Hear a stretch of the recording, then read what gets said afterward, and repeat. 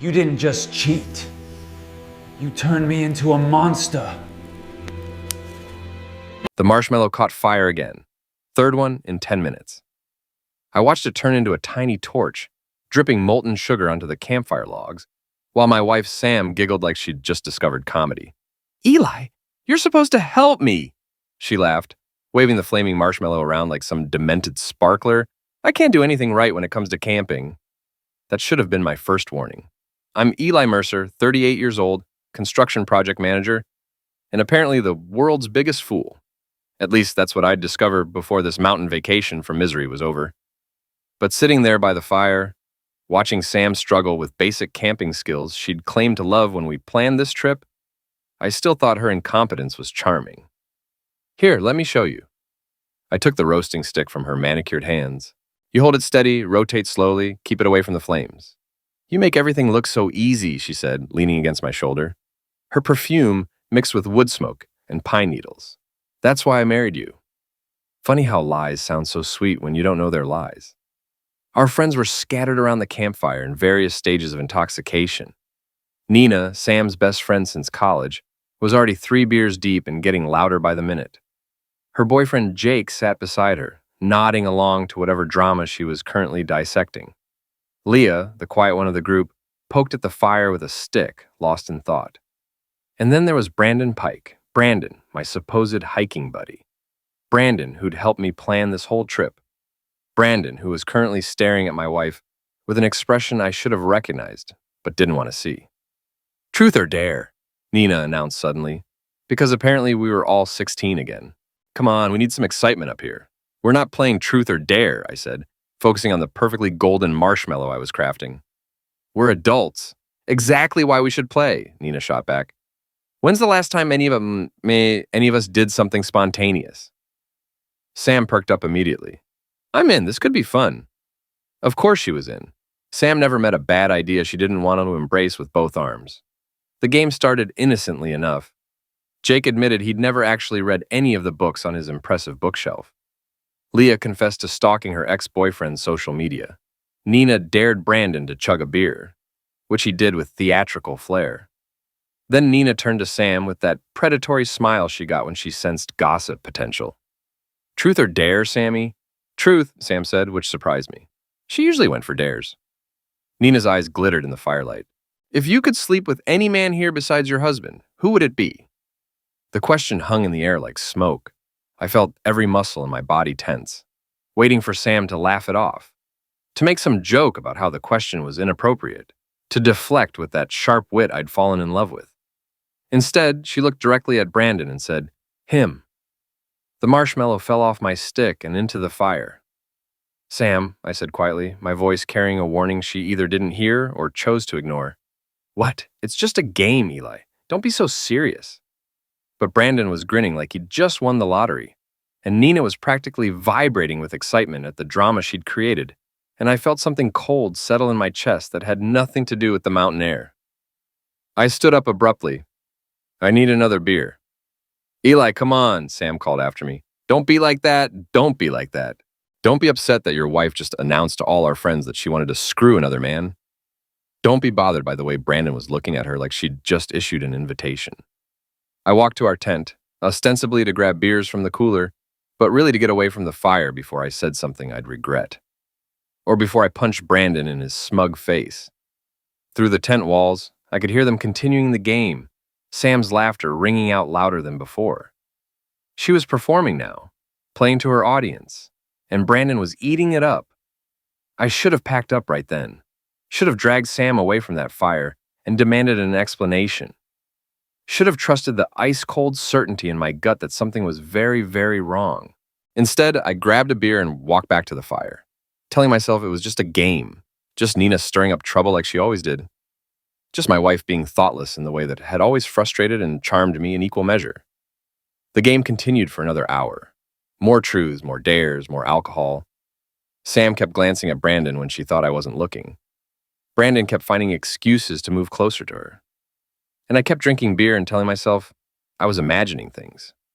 By midnight, people started drifting off to their tents. Jake practically carried Nina to theirs, her voice trailing off mid-sentence about someone's divorce drama. Leah disappeared without saying goodnight, which was typical for her. Sam stood up unsteadily, swaying slightly from the alcohol. "I need to use the bathroom," she announced. "I'll come with you," I offered, because the woods at night weren't exactly safe for a drunk woman alone. "No, I'm fine. Brandon said he'd walk me." Of course he did. "Sam, Eli, I'm not helpless. We'll be right back." They disappeared into the darkness beyond the fire, Brandon's flashlight beam dancing between the trees. I sat there alone, staring into the dying flames, that cold feeling in my chest spreading like frostbite. 20 minutes passed. Then 30. I told myself they'd gotten lost. The woods were confusing at night, easy to get turned around. Sam had probably gotten scared and they were taking their time finding their way back. But when I heard her laugh echoing through the trees, followed by Brandon's lower chuckle, I knew they weren't lost. I knew they weren't coming back anytime soon. And I knew my marriage was over, even if I wasn't ready to admit it yet. I woke up alone. Sam's side of the sleeping bag was cold, which meant she'd been gone for a while. I checked my phone. 6:47 a.m. Through the tent walls, I could hear the camp stirring to life. Someone was making coffee, the smell drifting through the morning air, along with the sound of quiet conversation. I found Sam by the fire pit, fully dressed, nursing a cup of coffee and looking like she'd rather be anywhere else. Her hair was pulled back in a messy ponytail, and she had that particular shade of pale that came from too much alcohol and too little sleep. "Morning," I said, settling beside her on the log bench. "Morning." She didn't look at me. "You came to bed late." Did I? I don't really remember. And there it was. The lie I'd been expecting, delivered with all the conviction of a bad actress reading cue cards. Sam, who could remember every detail of every conversation she'd ever had, who never forgot a birthday or anniversary or random comment someone made 3 years ago, suddenly had selective amnesia about last night. "You don't remember the truth or dare game?" She shrugged, staring into her coffee. "It's all kind of fuzzy. I think I had too much to drink." "You remember saying you wanted to sleep with Brandon?" That got her attention. Her head snapped up, eyes wide with what might have been genuine surprise or carefully crafted innocence. "I said that?" "Oh God, Eli, I'm so sorry. I was drunk. It didn't mean anything. You know how Nina gets with those games, and she just stirs up trouble." "So you do remember." Bits and pieces. Look, if I said something stupid, I apologize, but it was just a game, right? Just drunk talk." I studied her face, looking for some sign of the woman I'd married. The Sam I knew would have been mortified by her behavior, would have spent the morning apologizing and making jokes about never drinking again. This Sam was defensive, evasive, and lying through her teeth. "What about after, when you went to the bathroom?" "What about it?" "You were gone for almost an hour." Another shrug. "I got lost. Brandon helped me find my way back to camp. I think we sat by the lake for a while, just talking. I don't really remember much after that." More lies, delivered with increasing confidence. She was getting her story straight, smoothing out the rough edges, preparing her defense. Talking about what? "I don't know, Eli. Random stuff. I was drunk, okay? Can we just drop it?" But I couldn't drop it because I'd heard them. Not words exactly, but sounds. Laughter and whispers and the kind of quiet rustling that had nothing to do with walking through the woods and everything to do with two people who shouldn't have been alone together. Brandon emerged from his tent as we were talking, looking remarkably well-rested for someone who'd supposedly spent an hour helping a drunk woman navigate the wilderness. He caught sight of us and headed over with a casual smile that made me want to break his nose. "Morning, you two. How are we feeling today?" "Like death," Sam muttered. "I think I'm getting too old for camping trips." "The fresh air will help," Brandon said, settling on the log across from us. "Nothing like a mountain morning to cure a hangover." He was acting completely normal, like nothing had happened, like he hadn't spent an hour alone in the woods with my wife, like he hadn't been giving her those suggestive looks across the campfire all evening. "Thanks for helping Sam last night," I said, keeping my voice level. "She said she got lost." "Yeah, the woods are tricky at night. Easy to get turned around." Brandon's expression didn't change, but I caught the quick glance he shared with Sam. A split-second communication that confirmed everything I suspected. They had their story. They were sticking to it. "Well," I said, standing up and brushing dirt off my jeans, "I think I'm ready to head home. This mountain air isn't agreeing with me." "What? But we just got here." Sam protested. We're supposed to stay through Sunday. I'm not feeling well. Stomach bug, maybe. I'd rather be home near my own bathroom. It wasn't entirely a lie. I did feel sick, just not from any virus. The sight of my wife and my friend maintaining their careful charade was enough to turn anyone's stomach. I can drive you home, Brandon offered. I was thinking about leaving early anyway. That's okay. Sam and I can take our car. But then I'll miss the whole weekend, Sam said. Can't you just rest here? I'll take care of you. The concern in her voice might have been genuine, or it might have been performance art for Brandon's benefit. At this point, I couldn't tell the difference. I really want to go home, Sam. She studied my face for a long moment, and I wondered if she could see what I was thinking. If she knew that I knew, and this whole conversation was just elaborate theater. Okay, she said finally. If you're really sick, we should go. We packed up in record time, Sam moving with the efficiency of someone eager to end an uncomfortable situation.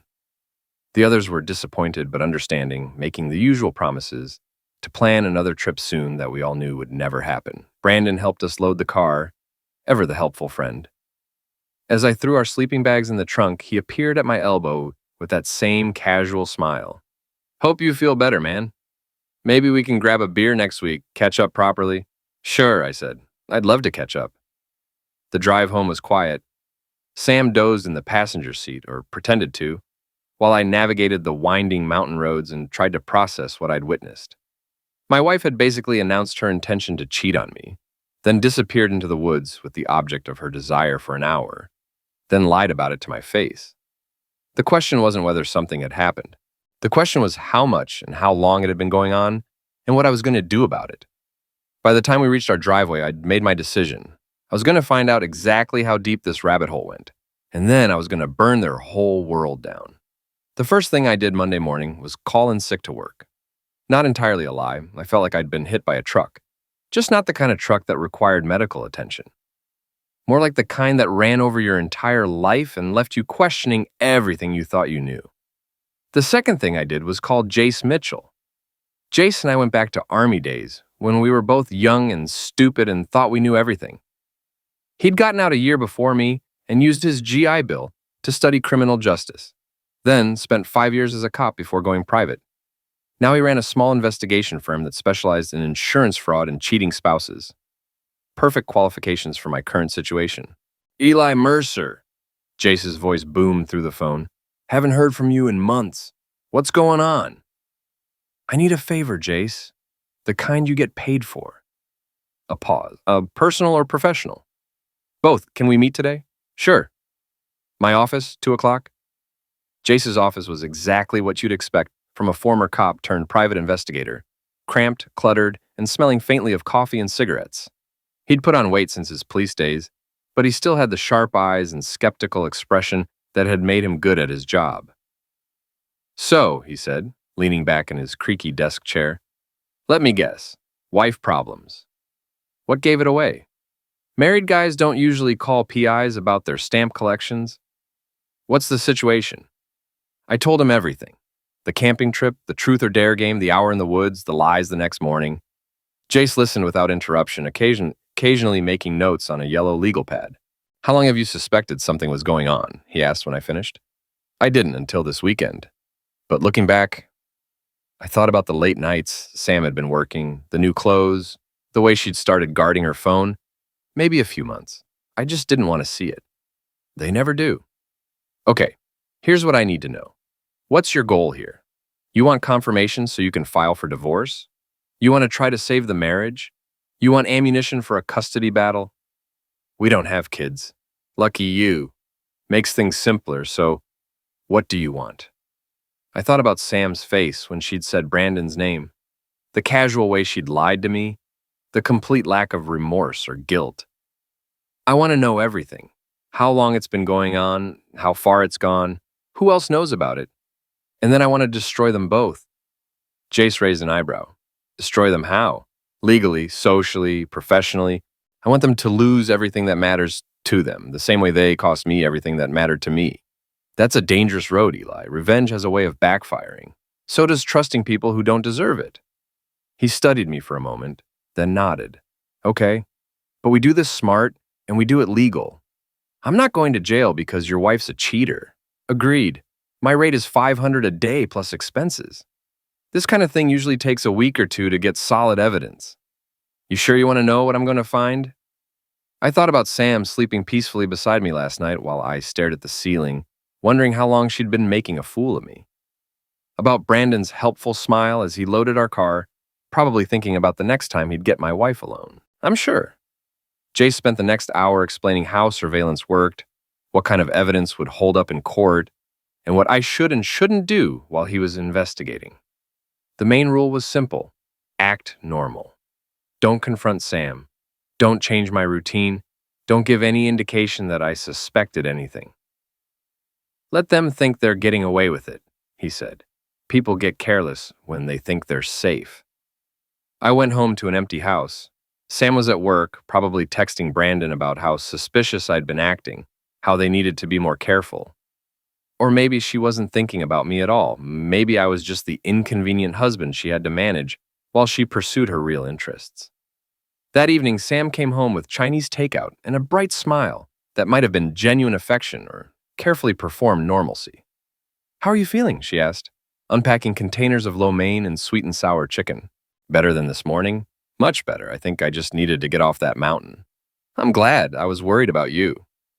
She moved around our kitchen with familiar efficiency, getting plates and chopsticks, pouring wine, chatting about her day at the graphic design firm where she worked. Everything perfectly normal, perfectly domestic, perfectly false. "Nina called," she said as we sat down to eat. "She wanted to make sure you were okay. She felt bad about that stupid game on Saturday. It wasn't her fault. She was just having fun. Still, she knows how you are about that kind of thing. You've never liked it when she gets everyone worked up." How I was about that kind of thing. Like I was the problem for not enjoying my wife's public announcement that she wanted to be with another man. "It's fine, Sam, really." "Good, because she wants to plan another trip next month. Maybe somewhere warmer this time." The casual way she brought it up told me everything I needed to know. She wanted another opportunity, another chance to disappear into the woods with Brandon while I played the oblivious husband. "Sounds great," I said. "I'll make sure to bring better stomach medicine." She laughed, and for a moment she was the woman I'd married, bright and funny and beautiful, the kind of person who made every room more interesting just by being in it. Then her phone buzzed with a text message, and I watched her face change as she read it. A small smile, quickly suppressed, the kind of smile that had nothing to do with me. "Work?" I asked. "Nina. She's having drama with Jake again." Another lie, smooth as silk. Sam had always been a good liar, I was realizing. I just never bothered to notice before. That night, after Sam fell asleep, I lay awake staring at the ceiling and planning. Jace would get me the evidence I needed, but evidence was just the beginning. I wanted more than proof of their affair. I wanted consequences. Brandon thought he could take my wife and keep his perfect life. Sam thought she could have her cake and eat it too, keeping me as the stable husband while she played with her exciting lover. They were both about to learn how wrong they were. Jace called me Thursday morning with his first report. "Your boy Brandon's not exactly subtle," he said. "Yesterday he left his office at lunch and drove straight to that coffee shop on Maple Street. Your wife was already there, waiting in a corner booth. They spent an hour holding hands and playing footsie under the table. I was sitting in my truck at a construction site, supposedly reviewing blueprints, but the numbers kept blurring together." "Did you get photos?" "Full documentation, video too." "They're not trying very hard to hide it, Eli. Either they think you're completely oblivious, or they don't care if you find out." "What's your professional opinion?" "Based on body language and behavior, this isn't new. I'd guess they've been at this for months, maybe longer. They're comfortable together, familiar. This isn't the awkward early stage of an affair." Months. While I'd been working 60-hour weeks to save for the vacation house Sam said she wanted, she'd been screwing my friend. While I'd been planning romantic dinners and weekend getaways, she'd been planning secret meetings and elaborate lies. "There's more," Jace continued. "After coffee, they went to that extended stay hotel on the bypass, room 237. They were there for 2 hours. Jesus! I got them going in, coming out. Timestamps on everything. Your wife looked pretty satisfied when she left." I closed my eyes, trying to block out the mental images. What about Brandon? Cocky as heck, practically swaggering to his car. Guy thinks he's won the lottery. Keep following them. I want to know every time they meet, every place they go, every lie they tell. You got it. But Eli, you might want to think about what you're going to do with all this information. Evidence is one thing, but if you're planning some kind of revenge scheme, I'm planning to protect myself legally. That's all. Okay, just remember, the best revenge is living well. No, I said, watching my construction crew frame up another house for another happy family. The best revenge is making sure they don't. That evening, Sam came home late with a story about staying after work to finish a rush project. She was slightly flushed, her hair a little messy despite her attempt to fix it in the car. She'd probably showered at the hotel, but she still looked like a woman who'd spent the afternoon doing things that had nothing to do with graphic design. Sorry I'm late, she said, kissing my cheek with lips that had been on another man hours earlier. Crazy day. No problem. I grabbed a burger on the way home. You should have called, and I could have picked something up. I figured you had your hands full. She gave me a sharp look like she was trying to determine if that was an innocent comment or something more. I kept my expression neutral, just a husband making conversation. Yeah, well, deadlines wait for no one. I'm going to take a shower. While she was upstairs, I checked her phone. She'd gotten careless about hiding it, probably because she thought I was too trusting to snoop. Or maybe she wanted me to find out, wanted to force a confrontation that would give her an excuse to leave. The messages between her and Brandon were a masterclass in adultery. Coded language that wasn't really coded, plans disguised as casual conversation, expressions of affection that made my stomach turn. Brandon, lunch meeting ran long today. Worth every minute. Sam, same here, we should schedule more meetings like that. Brandon, I'm really hooked on our collaboration. Sam, good thing I'm a hands-on partner.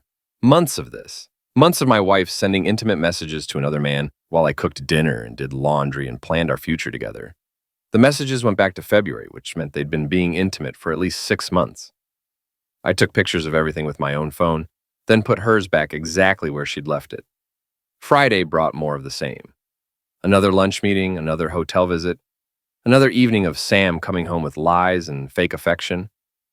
I played the part of the oblivious husband, asking about her day, making plans for the weekend, pretending I didn't know she was counting the minutes until she could see Brandon again. Nina wants us to come to that new wine bar tomorrow night, Sam said over dinner. She's bringing Jake, and I think Leah might join us. What about Brandon? Is he coming? I don't know. Why? Just wondering. We haven't hung out much since the camping trip. Well, you did leave early. He probably thinks you don't like him. If only it were that simple. Maybe I should call him. Clear the air. That's sweet of you, Eli, but don't worry about it. If he shows up tomorrow, you can talk to him then. She was so confident, so sure she had everything under control. In her mind, she was managing 2 relationships perfectly, keeping both men happy while she figured out what she really wanted. What she didn't know was that I'd already figured out what I wanted. I wanted them both to pay. Saturday night at the wine bar, I watched my wife flirt with her lover while pretending to be the devoted spouse. It was a masterclass in deception, and I had front row seats to the performance. Brandon showed up 20 minutes after we arrived, making his entrance with the casual confidence of a man who thought he was untouchable. He greeted everyone with handshakes and hugs, saving Sam for last with an embrace that lasted just a second too long. Good to see you, Eli, he said, extending his hand to me. How are you feeling? Better than last weekend, I hope. Much better, thanks. I think the mountain air just didn't agree with me. That's too bad. The mountains are supposed to be healing. The irony was thick enough to cut with a knife. The mountains had been healing, in a way. They'd cured me of my illusions about my marriage. We found a table in the corner, Nina immediately launching into gossip about some drama at her office while Jake nodded along with the long-suffering expression of a man who'd heard these stories before. Leah sat quietly, nursing her wine and observing everything with those sharp eyes of hers. And Sam and Brandon played their parts perfectly. They didn't sit next to each other, didn't make obvious eye contact, didn't do anything that would raise suspicions. But I could see the undercurrent of electricity between them. The way they unconsciously leaned toward each other, the small smiles they shared when they thought no one was looking. So, Nina said, turning her attention to relationship analysis, how are you two doing? You seem a little tense lately. We're fine, Sam said quickly. Just work stress. Both of you? The construction business is unpredictable, I said, and Sam's been pulling a lot of late nights on client projects. I keep telling her she works too hard, Brandon chimed in. She needs to learn to delegate. Some things require a personal touch, Sam replied, looking directly at him.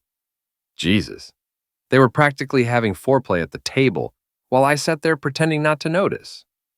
Maybe you need a vacation, Leah suggested quietly. Just the two of you? No groups, no distractions. That's a great idea, I said. We should plan something romantic. Maybe that bed and breakfast in Vermont you mentioned, Sam. Sam's face went pale. Oh, that place is probably booked months in advance. We could try, or maybe somewhere else. I just think we need some time alone together. The panic in her eyes was almost satisfying. The last thing she wanted was to be trapped alone with me for a weekend, away from Brandon and her carefully constructed lies. I'm pretty busy at work right now, she said. Maybe in a few months. Work will always be there, honey. Our marriage should come first. Brandon shifted uncomfortably in his seat. Nina looked back and forth between us like she was watching a tennis match. Leah continued to observe with that unreadable expression. You're right, Sam said finally. Let me check my schedule next week. She was trapped, and she knew it. She couldn't refuse a romantic getaway without raising more suspicions, but she also couldn't bear the thought of spending a weekend alone with the husband she was betraying. The evening continued with increasingly strained conversation. Every innocent comment felt loaded with subtext. Every casual observation carried double meaning. By the time we said our goodbyes, the tension was thick enough to choke on. Brandon lingered as we prepared to leave, finding an excuse to speak privately with Sam while I settled the bill. I'll call you Monday about that project we discussed, he said, just loud enough for me to hear. Sounds good. I'll have some ideas ready. More code, more lies, more proof that they thought I was too stupid to figure out what was happening right in front of my face. On the drive home, Sam was unusually quiet. Nice evening, I said. Brandon seemed a little off. Everything okay with him? I wouldn't know. We don't really talk outside of group settings. Another lie, delivered with practiced ease. I wondered how many lies she'd told me over the past 6 months. Hundreds? Thousands? Did she even remember what the truth looked like anymore? Maybe I should call him tomorrow, see if he wants to grab a beer. We used to hang out more before what? Before he started acting weird around us. I don't know what his problem is. Sam stared out the passenger window. People change, Eli. Maybe you're just growing apart. Maybe something else is going on. She turned to look at me then, studying my face in the dashboard light. Like what? I don't know. Work problems, relationship issues, family drama, the usual things that make people act strange. Brandon doesn't have relationship issues, he's single. Right. That's what makes it strange. I could almost see the wheels turning in her head, trying to figure out if I suspected something or if I was just making conversation. She was good at reading people, my wife, but she'd gotten overconfident. She thought her secret was safe. She had no idea that Jace had been documenting every hotel visit, every lunch meeting, every lie she'd told. She didn't know that I'd seen her text messages, heard her fake explanations, watched her perform the role of faithful wife while planning her next betrayal. Most importantly, she didn't know that I'd already started planning my revenge. Because while Sam and Brandon had been playing house, I'd been doing research. I'd learned about Brandon's startup company, his investors, his carefully cultivated reputation in the local business community. I'd discovered that Sam's graphic design firm had a strict morality clause in their employment contracts, and that her boss was a family values conservative who'd fired people for less than adultery. They thought they were so clever, so careful, so untouchable. They were about to learn how wrong they were. Monday morning brought the call I'd been waiting for. We hit the jackpot, Jace said, his voice crackling with excitement. Your wife and Brandon got careless yesterday afternoon. They met at his apartment instead of the hotel. Probably thought it was safer. But here's the thing about ground floor apartments with big windows. They're not as private as people think. I was sitting in my truck outside a job site, but I might as well have been on another planet. What did you get? Photos, video, audio through the open window, everything you need for a divorce, and then some. But Eli, there's more. More? I did some digging into Brandon's background like you asked. Turns out your boy has expensive tastes and a business that's not doing as well as he pretends. He's been looking for investors, specifically wealthy investors who might be impressed by his lifestyle and connections. The pieces started falling into place. He's using Sam to make himself look successful. That's my read. Married woman, stable home life, respectable husband in construction. Makes him look like a solid guy who attracts quality people. Plus, I found something else interesting. I waited, knowing I wasn't going to like whatever came next. Your wife's been posting on some adult websites. Nothing too explicit, but enough to get attention. Screen name is Design Girl, and she's got quite a following. The world tilted sideways.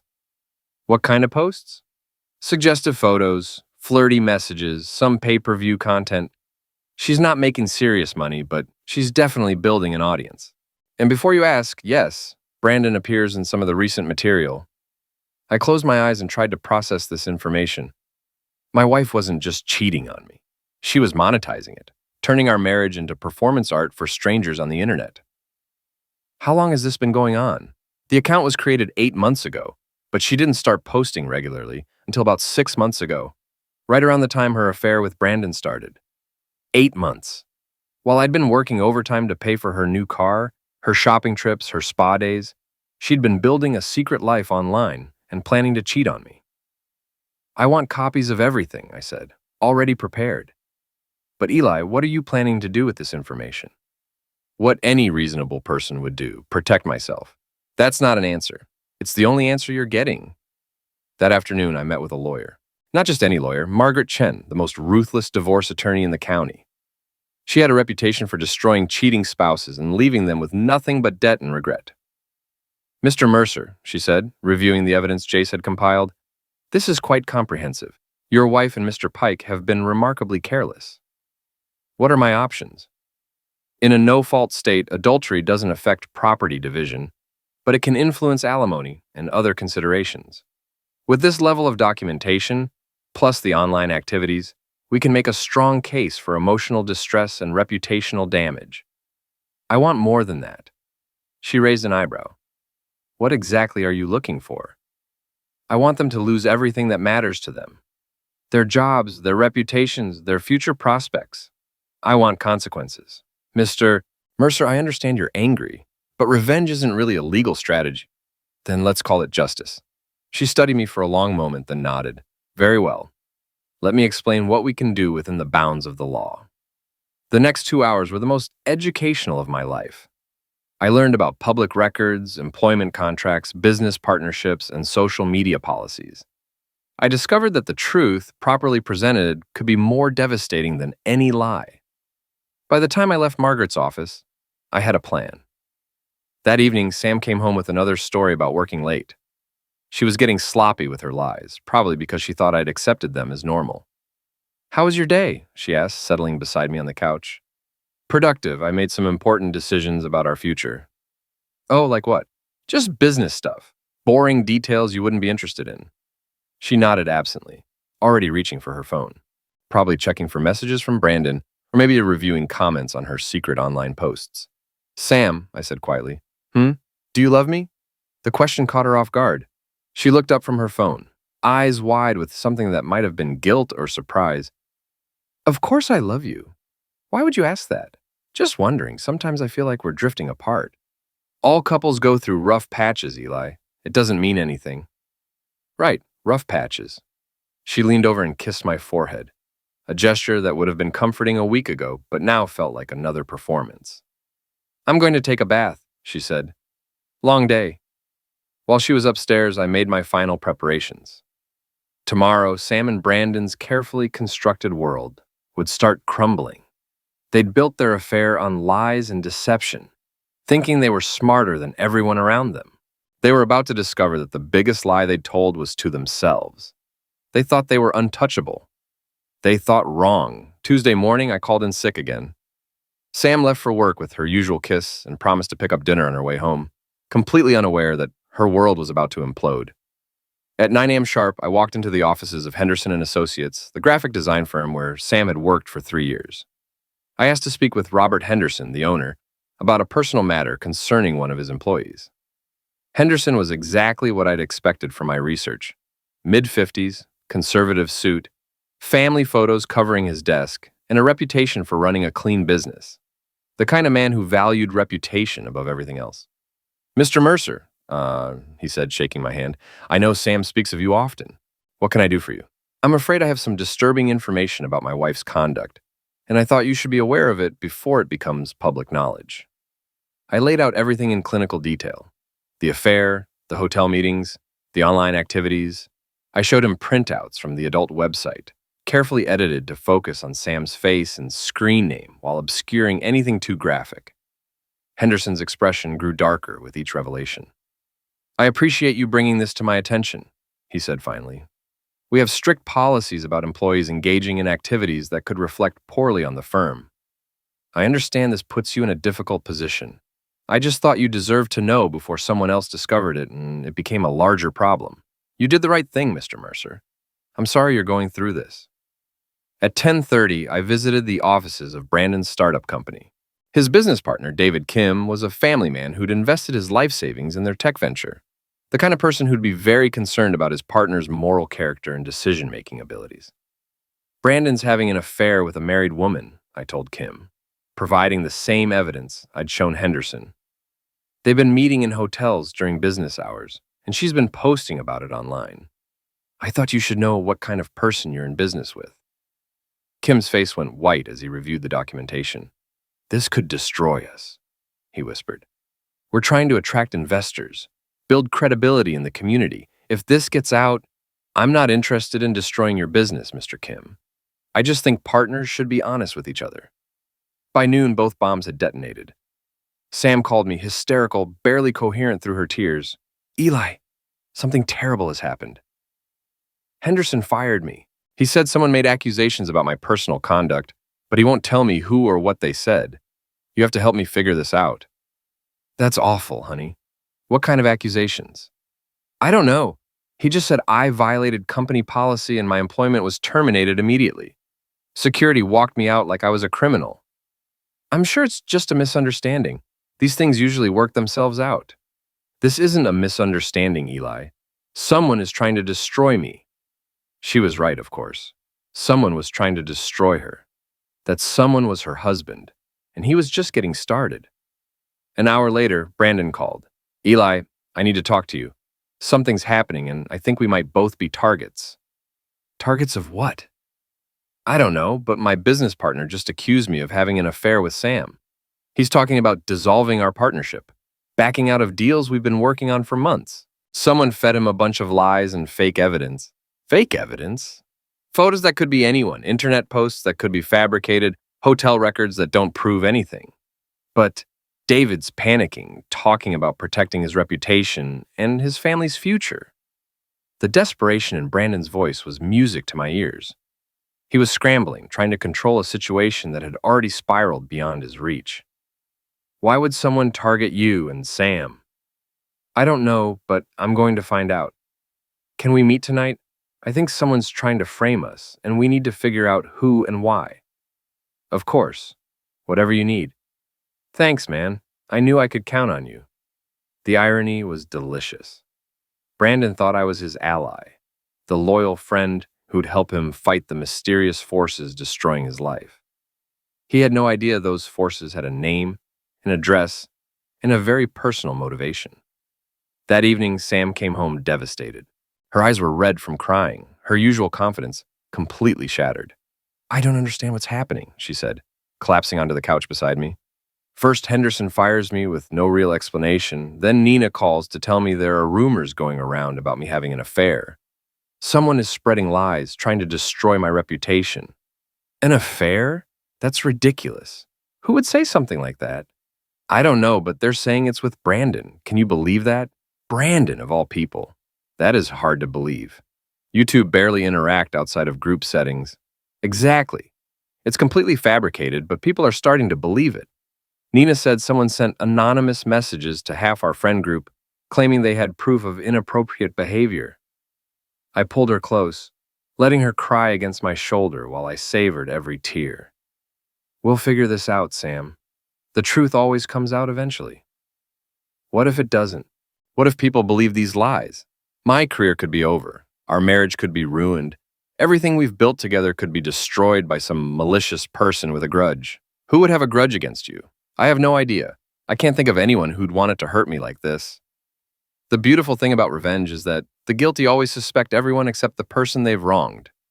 Sam was mentally cataloging every casual acquaintance, every professional rival, every person who might have reason to destroy her life. She never once considered that the person holding her, comforting her, promising to help her through this crisis, might be the architect of her destruction. Brandon wants to meet with us tonight, I said. He thinks someone's targeting both of you, trying to make it look like you're having an affair. That's actually smart. If we're both being framed, we should work together to figure out who's behind it. My thoughts exactly. We met Brandon at a coffee shop across town, away from our usual haunts where people might recognize us. He looked like heck, unshaven, exhausted, paranoid. The confident man who'd stolen my wife was gone, replaced by someone who jumped at shadows and saw conspiracies everywhere. This is coordinated, he said without preamble. Someone with resources, someone who knows both of us, someone with access to personal information. What kind of personal information? Sam asked. Hotel records, work schedules, private conversations. They know things they shouldn't know.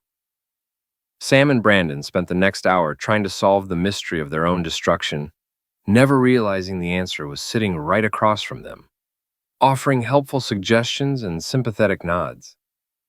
It was the most satisfying conversation of my life. The next morning brought fresh disasters for Sam and Brandon, carefully orchestrated and perfectly timed.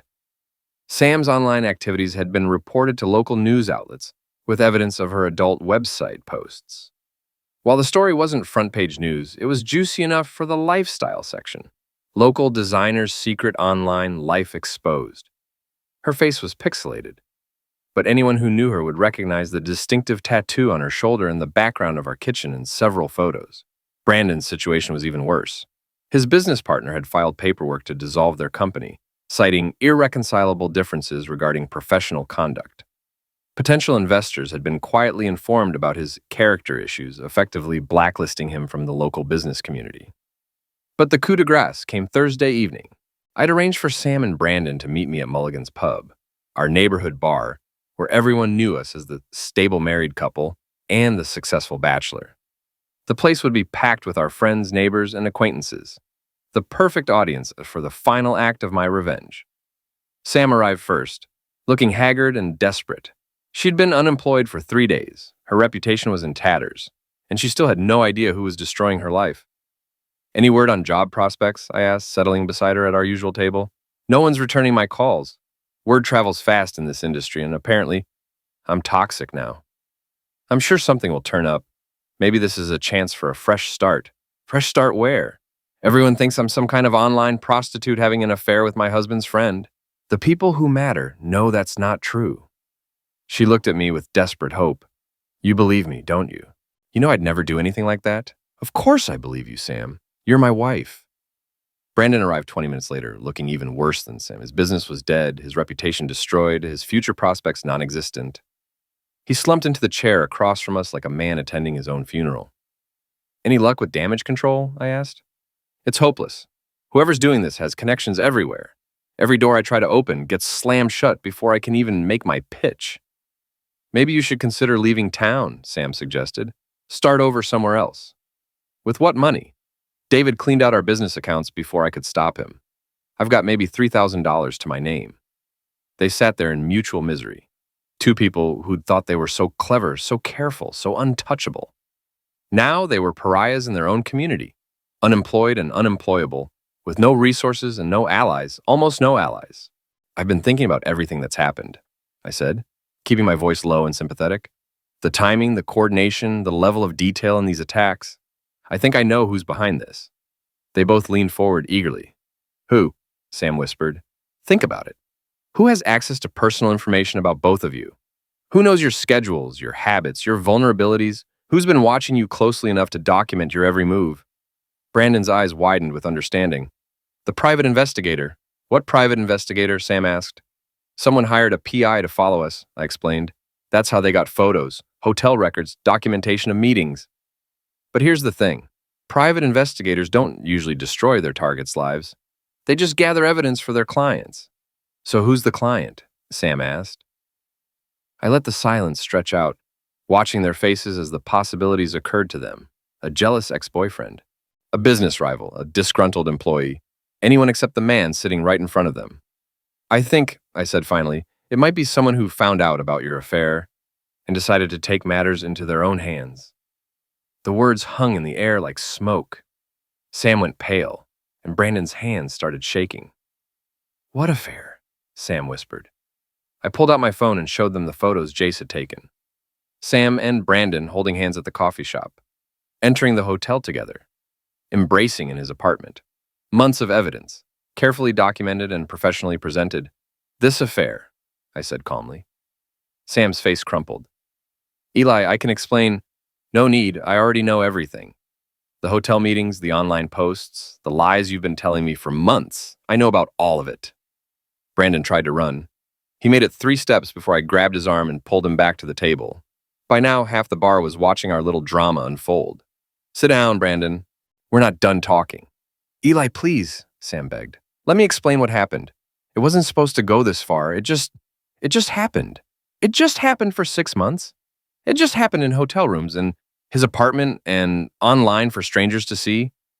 It just happened while you were planning our future and spending my money and lying to my face every single day. The bar had gone quiet. Everyone was watching now, phones coming out to record the confrontation. Sam and Brandon's public humiliation was about to become complete. You want to know who destroyed your lives? I stood up, my voice carrying to every corner of the room. You did. You destroyed them the moment you decided to betray the people who trusted you.